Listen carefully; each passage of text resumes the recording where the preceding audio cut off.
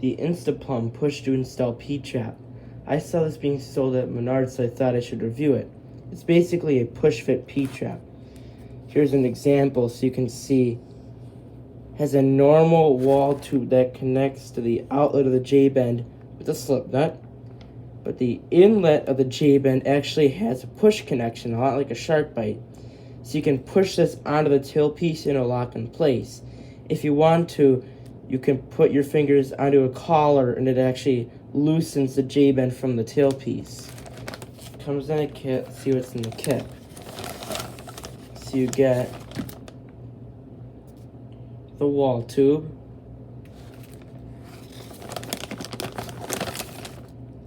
only one slip nut, doesn't come with any washers. The actual J-bend itself, so you can see those sharp locking teeth and that rubber washer. The teeth hold the tailpiece in place and the washer makes the seal. This is a collar that you press down to remove it. And then it came with these instructions. I already read these instructions and I noticed one very important thing. So right here it says, not for use with metal pipes. See, if you have those old chrome pipes, it will not work with those, so you're going to need to replace those. Those chrome pipes are very common, so it might be a very common issue.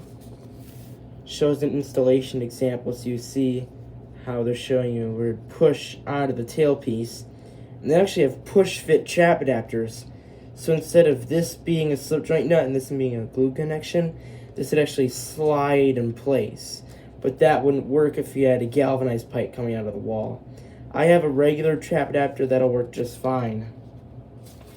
So I'm going to replace this 1.25" plumb craft P-trap with a push fit P-trap and see how it goes. So to remove this old J-bend, it has 2 slip nuts. Put a bucket under the J-bend to catch the water. Usually these connections is loosened by hand. You pull the J-bend down.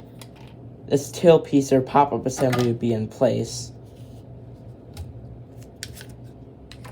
Pull the nut down. Then we have the old wall tube assembly. There's a nut that goes onto the trap adapter. Loosen that. I'm gonna need to save this wall tube nut because the new P-trap doesn't come with one.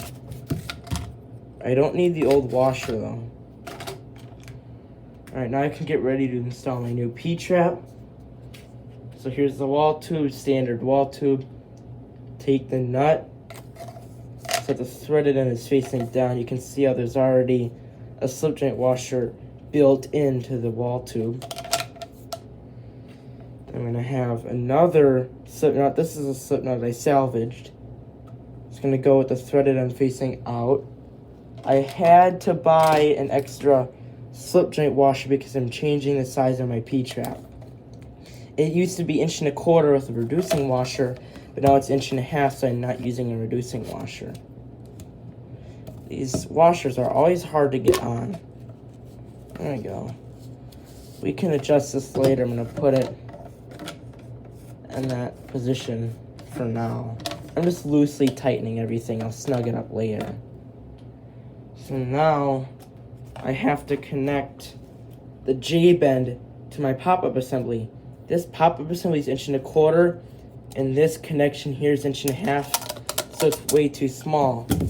So I had to get an extension tailpiece that's 1.5", so it'd slide into here, and then I'll take an 1.5" by 1.25" reducing washer, so that way I can adapt to my pop-up assembly. If you're working in a bathroom sink, it'll have an 1.25" pop-up assembly.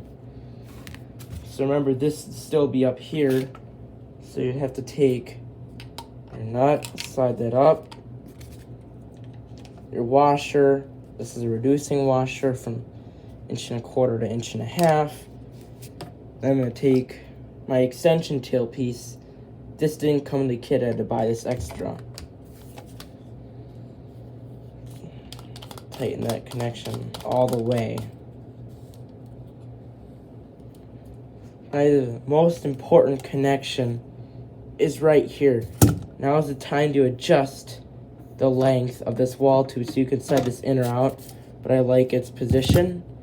So you'd actually have to go and slide this P-trap in place, and that push fit connection will lock right in place. If you wanted to take it off, you push on that collar, and you see how you can pull this right out, but I want this in place.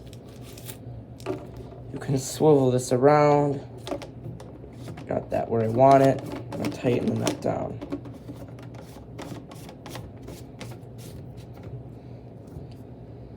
Alright, so I have to tighten the trap adapter nut. Alright, so that's the finished install. I'm okay on this P-trap. I think there's some things that it could improve on. Maybe it could have that connection over here so that this J-bin has push connections on both sides. But I don't really trust push connections anyway.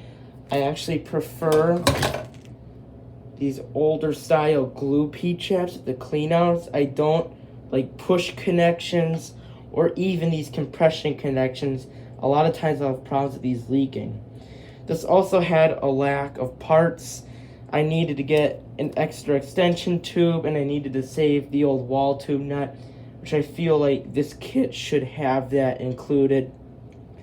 So it needs some work, and I feel like the rubber washer was a little thin, but other than that, it's a good P-trap.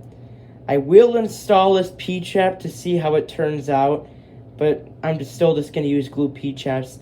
I'm not too comfortable with this push technology.